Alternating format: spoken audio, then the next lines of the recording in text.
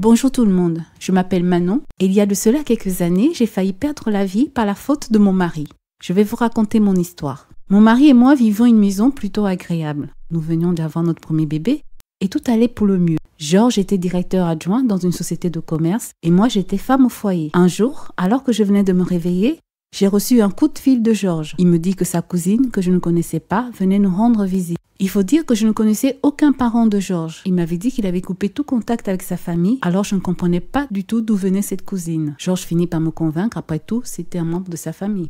Le lendemain matin, Elena arriva. C'était une très belle femme. Mon mari semblait très heureux de la voir et s'empressa de lui faire visiter les lieux. Nous vivions une assez belle maison et Elena semblait tout à fait ravie d'y habiter. Au début, Elena semblait correcte. On se disait bonjour. Elle n'était pas très bavarde et semblait vouloir l'amitié. Puis, son comportement changea. Elena et mon mari semblaient très proches. Ils passaient tout leur temps à rigoler. Et parfois, lorsqu'on se retrouvait au salon tous ensemble, ils faisaient comme si je n'existais pas. Je commençais vraiment à trouver cela étrange, car, contrairement à ce que m'avait dit Georges, ils semblaient avoir des liens très affectifs entre eux. Ils avaient cette complicité que je trouvais très étrange. J'ai alors commencé à me méfier.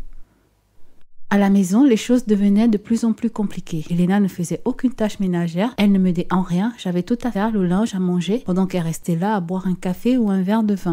J'en ai parlé à Georges, mais cela finissait par une dispute. J'ai alors demandé à Georges quand est-ce Elena partirait. Il me dit qu'elle avait des problèmes d'argent et qu'elle partirait lorsque ses problèmes seront réglés.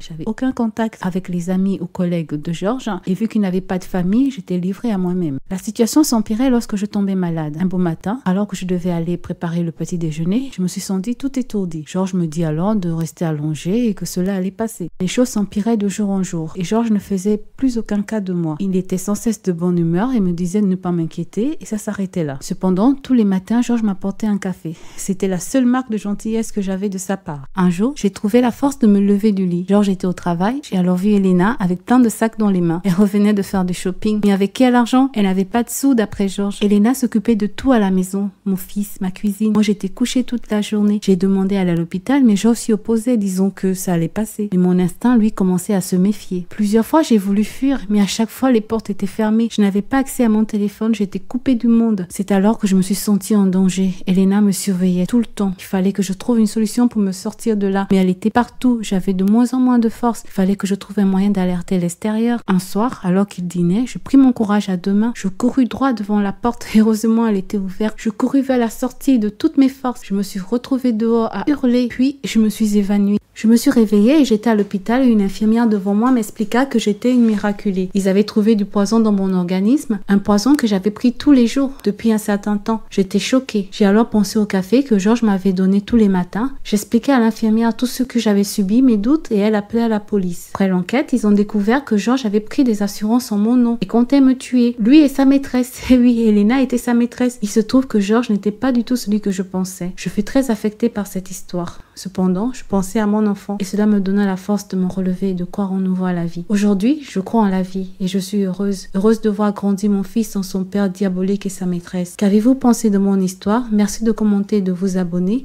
pour plus d'histoires. Merci et à bientôt.